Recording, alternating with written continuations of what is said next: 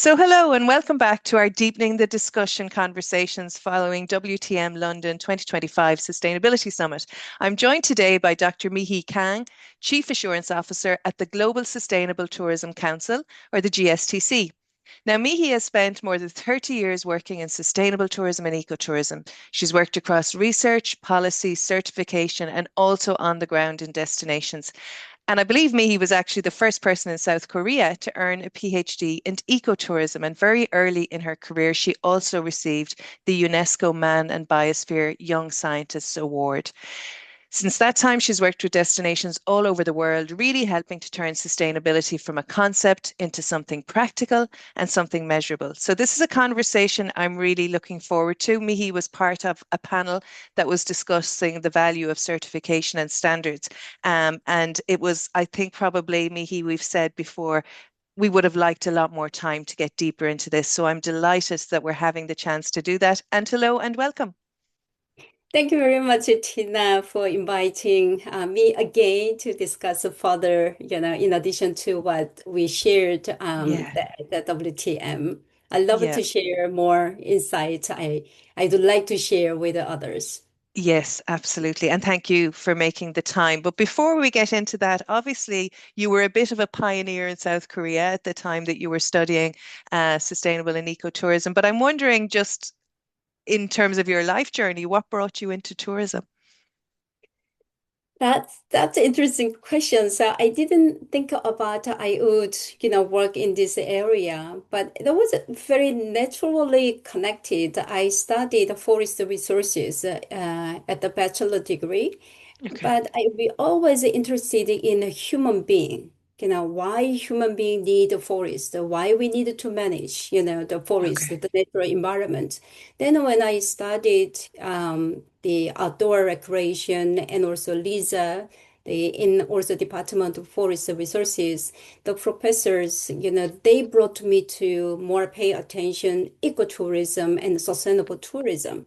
And then one professor, said, Mihi, the world has a lot of crisis, and then climate change will require more sustainable way to use natural environment.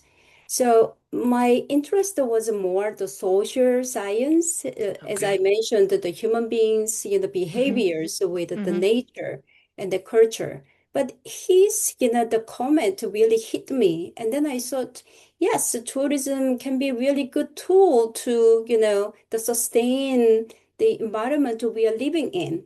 Yes. So yeah, let's talk about the sustainable use of the the resources in the way of the enjoying those. So Yeah. then when I studied, I thought, okay, I love the theory, but I want to make a more impact. So Hmm. then I learned more the measurement standard, certification. So, and I believed we need a standard. Then I Yes. believed also certification. So Okay. that's how I researched it. But then I studied and then worked at the university over 20 years. Then I thought I needed to make a more, the tangible impact. So I Okay. was engaged with the GSTC, but I Hmm. decided to quit the university and join this international NGO to Okay. share the knowledge and experience. That's quite a big step, actually, isn't it, to move out of academia and the security of that. So making an impact was the motivation, making a strong impact in the area. I think that's just worth stating, you know. So we got into this discussion, and it was probably a lengthy discussion at WTM, but again, not deep enough. When you're looking back on it now, what kind of stays with you, or what did you think is most worth us going deeper on? Yeah. So the two things, there was Javier shared the percentage of certified hotels in the Europe, by the Booking.com list. Mhm. So that was the first one. It was only 9.3%, as I Yes. remember. And then the second one is about, in the equitable approach toward the small entities with the EU, basically EU directives requiring certification because they face a lot of challenges and there are barriers at least, Mhm. Mhm. actually. So the two matters stayed with me. But, the first one, why it, actually hit me, 9.3, it looks big, also it looks small. But, Mm, that 9.3% includes ISO certification national programs. mm, Those including some of the building certification, but those account, about 50%. And then the rest of, 40 to 50% mm, are the certification, the truly the hotel, accommodation relevant mm, certification. But because it's only the EU, but EU, the regulation requires accreditation. And then now coming the MCO, the Empowering Consumers Directive mm-hmm, also requests accredited certification. So when I researched the Booking.com's list, excepting for ISO and the national mm, programs, none non-accredited certification programs. Only Ecolabel, that's the EU program. So yes, Ecolabel, it's not accredited, but it's the public sectors.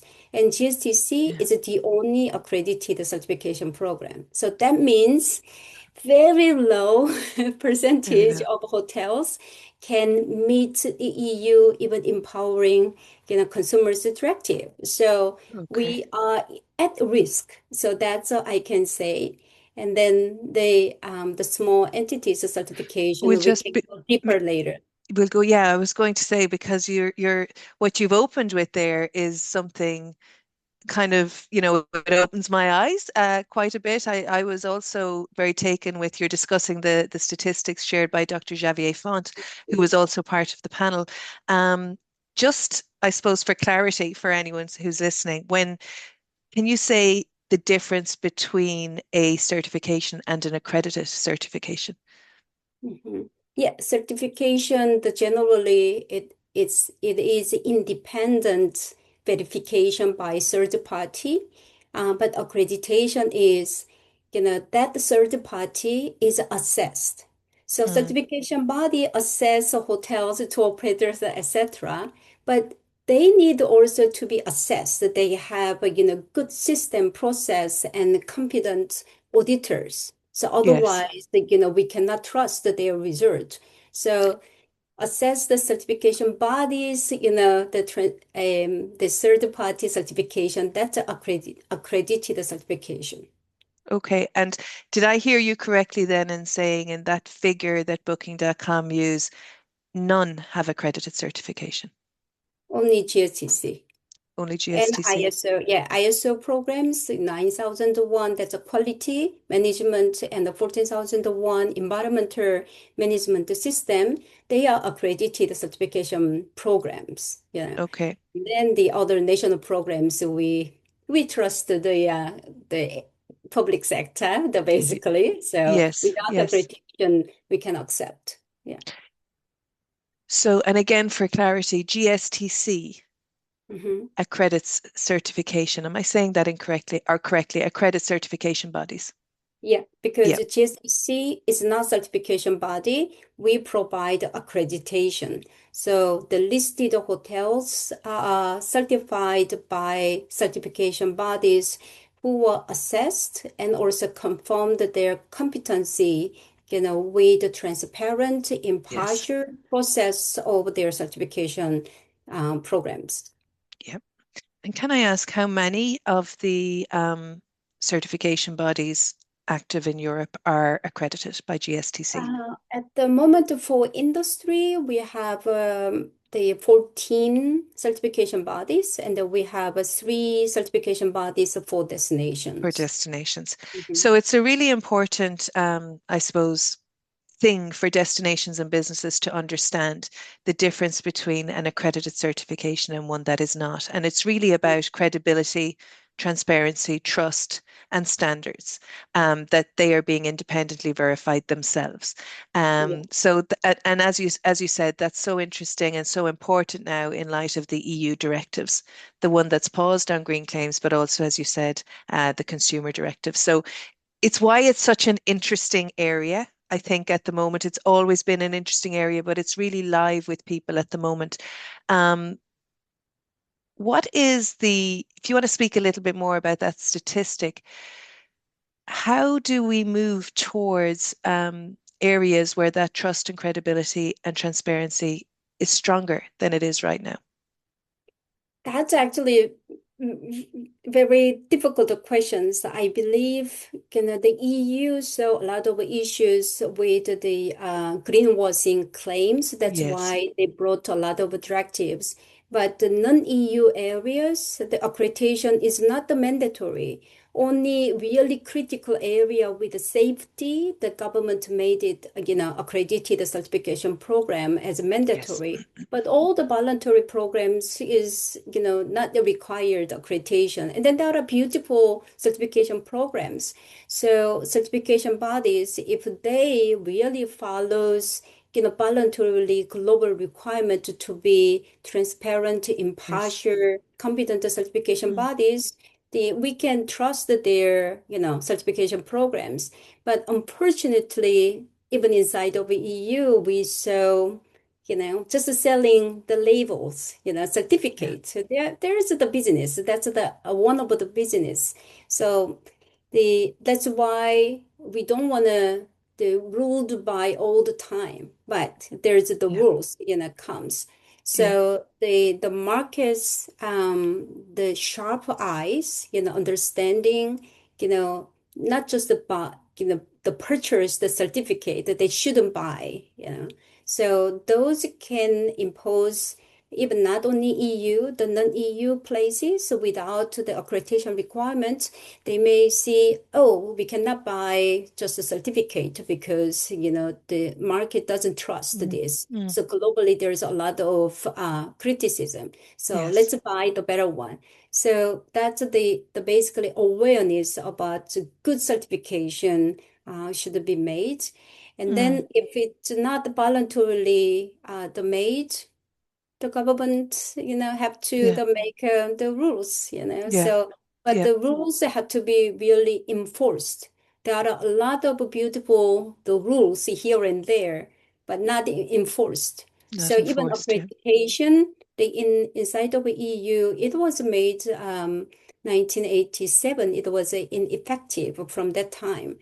But accreditation was not enforced to the voluntary certification programs, but that was also regulation.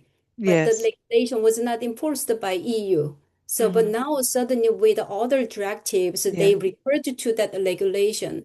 So I think the EU also have a responsibility, and yeah. each the member states The have member states. yeah, responsibility. Okay. And we're focused a little bit on the EU because of the directives and legislation, but how does it compare with, the global scene? Is the EU leading in this? Are there other areas where this is more firmly embedded?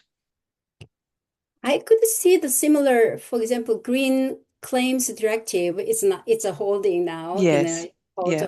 on. But other countries, not all, but they have the similar ones, but it's Mhm. not relevant to service area. It's more the Okay. product, the Yes. product that they control what the green claims. So I cannot say the EU is leading, but definitely with the service area, including Yeah. tourism. Yes. So that's I think the first, the Yeah. global. But Yeah. the, it's first, it's good, it's necessary, but there is no clear guidance. The Yeah. service is different from product, So Yes. that's why the EU, the based tourism businesses, they have a lot of headache, for the last 2, 3 years, and Yes. still we don't have a clarity. Yeah. So that's an issue. Yeah. That is an issue that instead of making things clearer, it's actually fuddled things up quite a bit more. And this pause, while it's necessary, I think, is also unsettling for people. There's some who I hear, and they feel tourism might be getting over focused on labels. And there are others who feel it's not focused enough, that it's not focused enough on the standards. And I feel that might be the point you're making about that. But how do we ensure, you've worked in destination as well, how do we ensure that like standards like, proposed and upheld by the GSTC, that they strengthen practice rather than just becoming labels? Do you know what I mean? That they actually get reflected in practice? Yeah, still. There's no official the site to show how many labels in tourism we have, Yeah. but we lovely say at least 180 to 300. Yes. Uh, yeah, so that's too many. But the labels, good labels, works well, Yeah. because it also give kind of awards to the entity who performed well. So we talked about the labels a lot in tourism. Yeah. Even 20 years ago, I more deeply worked on this area. I studied. So it was great. But we listed the labels, but we never talked about the quality of labels. Yes. Who really does, what do they measure, how, and then the measurement by the qualified the person or not. So was that should have come much earlier. But now, because of the directives or regulations, we talk about that. So labels have a good, functions, but we at the same time need to talk about the quality. So if Yeah. it has a quality, many different, the quantity we cannot criticize because some people may see the different elements, Yeah. but we also could see copy and pasted, the labels, the same, different name, sometimes a similar name, we cannot say who's. Yeah. So Yeah. that's we really need to, see more focus. If we Yeah. again talk about the quality, I think naturally some bad labels, could die. Yeah. So yeah, Yeah. so we have Uh, to the trust our market.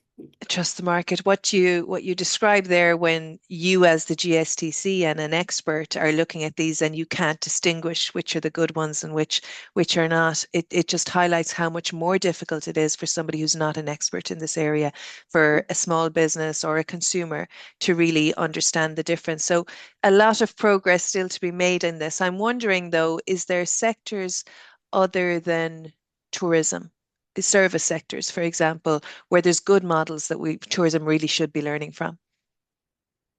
Oh, service area, actually, I cannot really the Okay. name. There are Mm, several, but I heard recently about the fair trade. okay. Fair trade, in the beginning, they were going to focus on the consumers, Mm, awareness.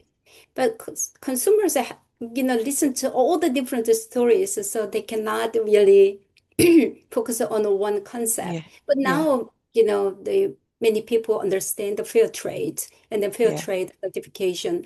So their strategy was, focusing on supply chain and then buyers. So buyers as also take a responsibility. So they buy fair trade product. So that, really push them to move that direction. Then Yeah. naturally those purchased the product delivered to consumers, and then Mm, consumers were exposed to fair trade product. And hmm. then, of course, at the same time, there's gradually the more the promotion, the marketing about the fair trade concept, Yes. product certification. So that's what happened. So recent years, we really focus on the buyers, Yes. especially in the market, the the powerful, the buyers, Yes. they need Yes. to focus on.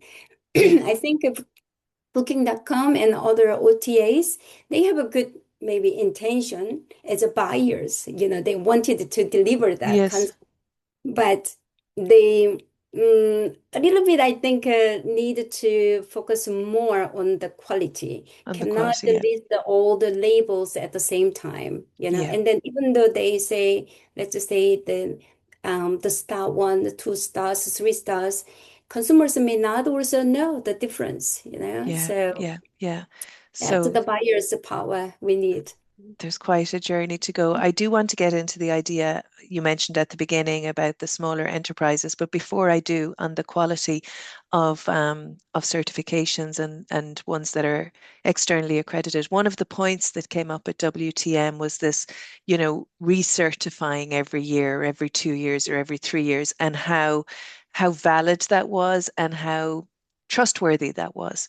For the labels that GSTC accredits, what is the requirement when it comes to recertification? Mhm. So GSTC certification requirement basically follows, international norm. So we Yes. can say it's the ISO word. Yes. So that's the 3 years, valid certification period. And then Yes. annually, the certified entity product, they have to be, assessed, audited. So GSTC is the same, the 3 years valid the Yes. year, but every year they have to be, audited. We say surveillance audits by certification body. But we, as accreditation body, we also, the annually assess a certification body. We visit, the by remotely or on-site visit their office and check all their documents, their system.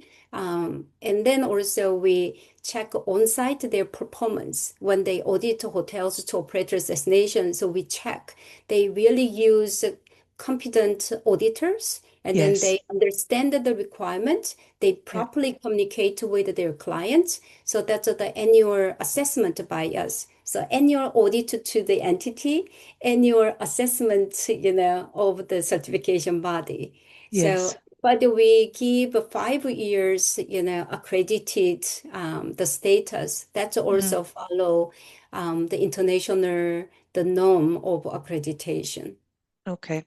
So if there's businesses out there or destinations considering their own certification, really on the recertification, the audit is also necessary. That is a requirement. Yeah, Yes. I think that was kind of because it's not with all bodies, it's not, it tends to roll over. And that does lead to a certain amount of cynicism as well. So it's an important distinction. So back to what you were saying about it is a big, big topic in certification is this idea of accessibility and fairness. Like when we hear on the ambition of EU directives and similar legislation around the world, it seems like a very big ask of very Mhm. small businesses. And we know tourism is largely made up 70 and 80%, even more in places of micro enterprises. So is it fair or unfair? Is it accessible? Is it affordable? You know, all those questions that again got surfaced at WTM. But I'd really love to hear, I'm sure this is something you've given a lot of thought to. Mhm. Okay. I want to separate, equality and equity or fairness. Okay. The even micro, small, medium, the large, regardless of size, all the accommodation, all the tour operator destinations, they have to do the same things for sustainability. If they want to be sustainable, they have to follow the norm. Mm, That's a standard. So standard is this is for the big one. This is for small. You are small. That's why you can do only this one. It's not, So everybody have to do the same things. so a So standard is a standard, no matter who's doing it. yes, Yeah, it's really yes, important. Yeah. that's the equality to me, but and then the fair to everybody. But when it comes to certification, actually in the service area, certification is voluntary. It's not the mandatory, but Yeah. EU directives make it kind of mandatory Yes. because Yes. if you don't have the certified label, you cannot say, "Oh, I tried to be responsible, or I am responsible." Yeah. Yeah. We are green. You cannot say, "I think that's not fair," Mm, because the voluntary, the following the standard become the mandatory. But of course, the jokingly we said, don't say anything, don't say anything. yes. But sometimes when you are proud of, even Yes. without the certification, you may perfectly do, or better than the other ones. So it's not fair. But then I want to say, talk about the equity. Yes. So how to make equity? Some of the EU directives, they give more time to the businesses. You have a big, enterprises, you have to have the ESG reporting. You have Yeah. to publish everything because they have money, they have human resources. I do not say that's easier. If you have the bigger number of, the clients and then staff Mm, members, it's more headache. Maybe not the exactly the same, but Yes, yeah. nobody is easier. The small has difficulties, the big one has difficulties, but the large enterprises, they have more resources, so they can deal with. So different timelines, the EU directives provided. And then many other cases, the government usually say, okay, this is except for the micro businesses, or family owned. So I think that's more equity. Or if everybody had to follow, the government to provide some finance, the support, other subsidies, or when they need some the consultancy, they also pay for, consulting services of some other countries, Mm. including Singapore. So that's make it equity, equitable approach. So Yeah, that's it's what I want to talk about. Yeah. the equitable approach. You're touching there on affordability, how Hmm. Yeah. affordable it is for, I think partly you're saying the practicalities of doing it. It Hmm. gets more complex in a large organization. And so it's kind of the same. But affordability is different, isn't it, for a Yeah. micro business versus a large business? So you're saying there Yeah. that some governments subsidize it. Is that the ideal situation?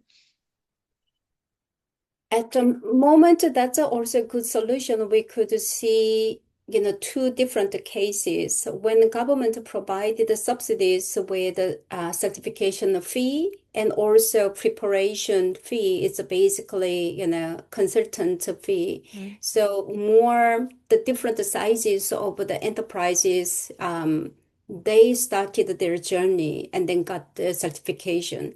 So when we see those results, the government support really works well. Um, but at the same time, we could see the micro businesses without any the government support because not all the government have those Yes. supporting the programs. But they also wondered, am I doing the correctly, the right? And also, I'm proud of myself. So I want to, the show what I'm doing. So they invested their money. Hmm. So we cannot say small size is all poor. It's not a fair saying, They voluntarily invested themselves, to Hmm. prove themselves and then checking themselves. So the with without, we could see there's a certified micro small businesses. So we are now collecting all those some the good practices from the micro small enterprises. So we are going to publish that so everybody Okay. can see what was their journey, what difficulties they had, how they overcome. So again, if there's the programs by the public sector would be good. If not, there's a barrier. I admit that. So actually, GSTC, we last year the launched roundtable for micro and small enterprises certification. So Hmm. whole year, the 8 times we met with all the different experts and then actual the industry people Yes. talk about barriers and then Hmm. what challenges they have. So what would be the solution to overcome those? So Yes. if everybody want to achieve certification, they do not feel, they have the barriers. So this year, GSTC are taking the tangible steps. The number one, we are developing the micro and small enterprises certification program. So that Okay. was a benchmark. We benchmarked from the sector like palm oil.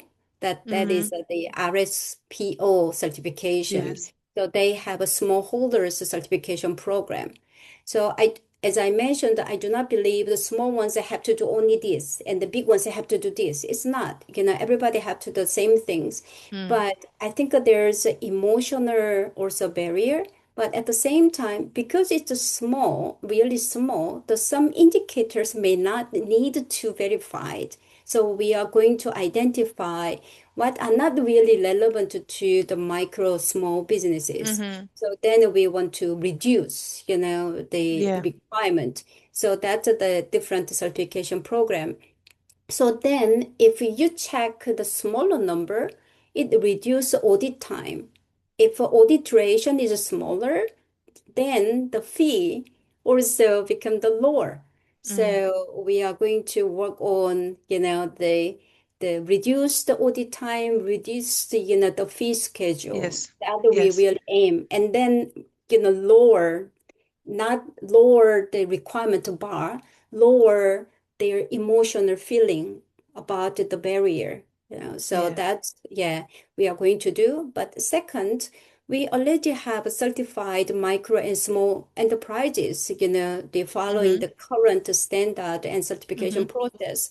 So we do not want to discourage them, not discourage, is it, I can say, um, they distinguish them from the Yes. other bodies. So if you feel okay, you can still look for the typical certification program. Mm-hmm. But we are going to, develop a guidance document for auditors, Mm-hmm. certain indicators. You don't need to request them to the 100 page of the document. Yeah. You may Yeah. see the one page of including this and that, so Yes. that's what we Yes. are going to do. So two different steps. One, the guidance document under the current certification, Mm-hmm. but the other, the development of the new micro and small enterprises certification.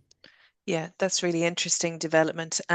Really interesting. I have a lot of questions, but I won't get to them all today. But I'm really interested that you touched on their emotional feeling about the barriers and their emotional feeling about the costs. It's such an important issue, and certification and standards by its nature is quite technical and it's black and white. But Mhm. people really, all the decision making is emotional and sometimes irrational. So Mhm. yeah, Yeah. yeah, yeah, Yeah, truly. So I think that's a very natural reaction. Oh my God, it's so many requirements. yeah. Why it takes, 2 days, 3 days, the fee, the basically this amount. Oh my God, we are Yeah, not yeah, affordable. So we don't yeah, want to discourage them even from the start, yeah, So let them yeah, consider, oh, that much we may be able to. yeah, So that's yeah, the barrier we want to remove. yeah. So there's the tangible barrier and there's the mental barrier. There Yeah. really is a strong mental barrier. What do you consider as a small and micro business? What's the definition of that? Yeah, we actually last year discussed, we also checked the EU definition of the small enterprises.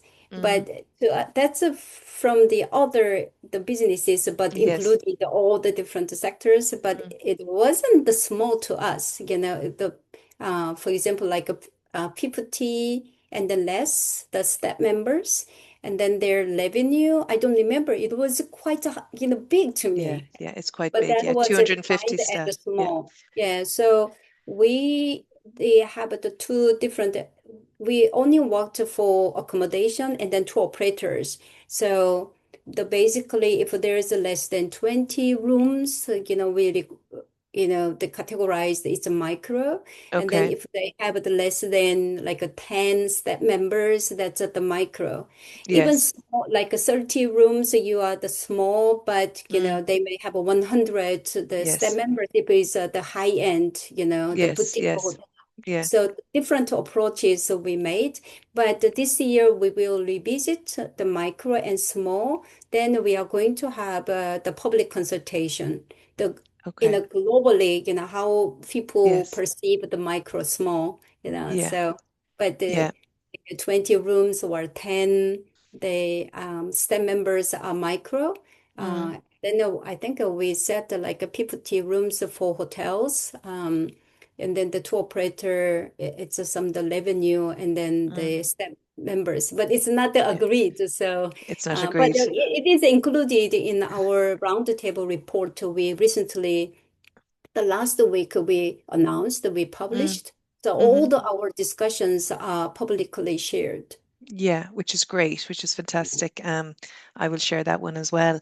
It is interesting that, we've spoken a lot about the EU directives, but theoretically, the small and micro businesses are exempt. They're not within the scope of the directives, but in reality, they are because their supply chains are Yeah. demanding of them uh, Mhm. to show the same level of standards, verified standards that the larger organizations need to show, and then it filters all the way through the supply chain. So it really is relevant to everybody. It's such a big topic, and it requires kind of continued discussion, and people in the industry managing destinations and running tourism operators staying abreast of the changes and the developments. The two things you mentioned there are really significant developments in terms of accessibility and affordability and that mental engagement, the capacity to engage mentally as well. One of the big, well, I think we're coming close to the end, but one of the big words that I associate with this whole discussion and that we're seeing coming through strongly in surveys of consumers is this idea of trust. And it's in that domain that certification sits. Is this claim trustworthy? Is this business trustworthy for staff and consumers and for all kinds of agents? Thinking about trust, what do you think is going to evolve in this space over the next 10 years, or what needs to evolve to really build that trust? There's lots of interesting stats out there about, over 80% of visitors or consumers want to buy sustainable or choose sustainable, but nearly 60% don't trust labels. And Mhm. so we have a real mismatch.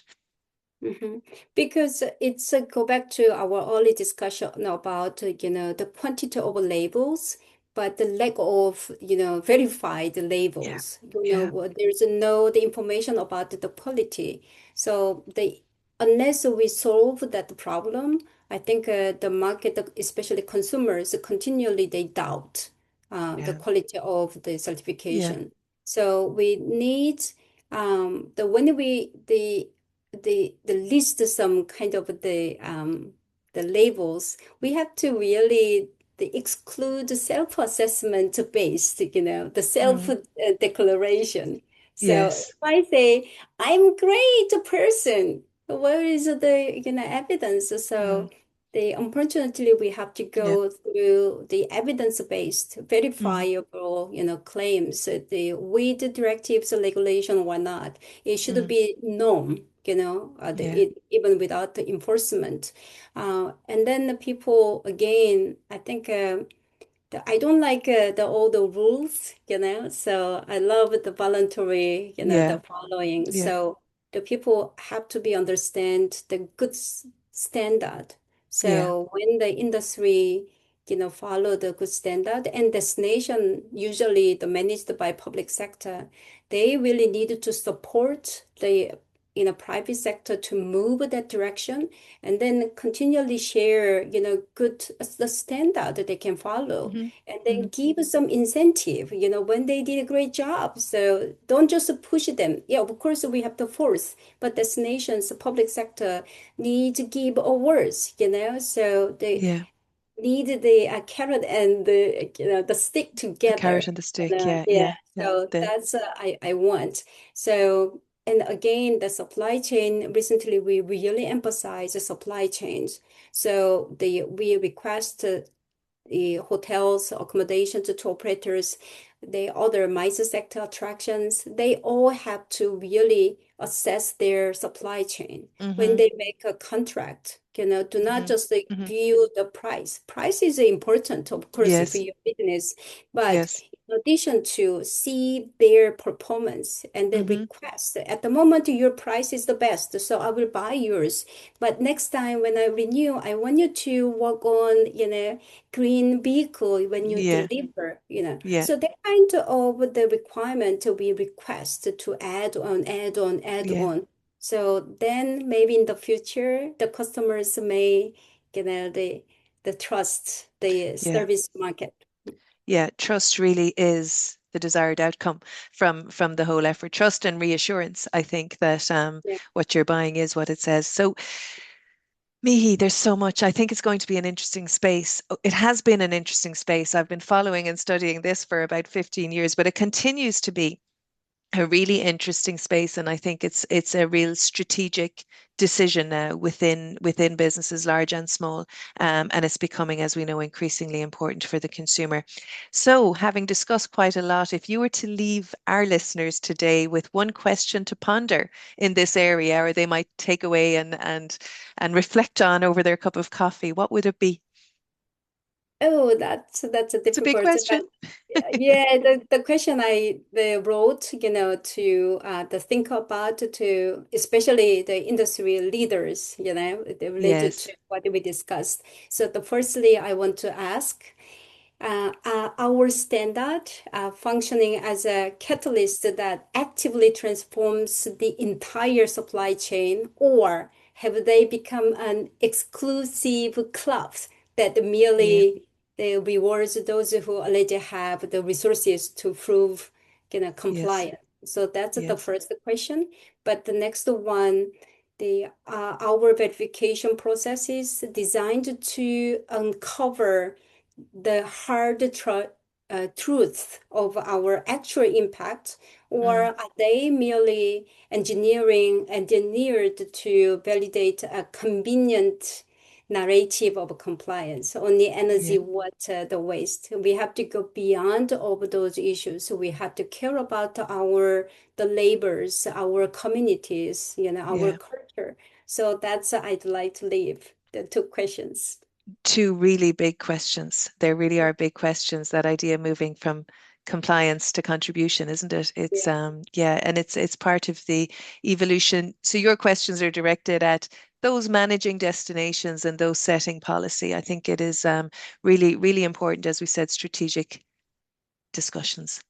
Mihi, thank you so much for spending the time to go through all of that, to explain all those different nuances, but also to kind of track some of the questions and developments that are going to bring standards and certification forward and build that trust and reassurance. So, Dr. Mihi Kang from the Global Sustainable Tourism Council, thank you very, very much for deepening the discussion today. No, thank you very much for inviting me here again. And then if Mm. you need the further information, please feel free to contact me. And then if you are interested in joining the round table this year, Yes. we continue our Mhm. discussion. So please contact us. So we are happy to have you. Thank you very much, Mihi. I will contact you on that. Thank you very much, and Thank we you. will talk again. Bye bye. Bye bye.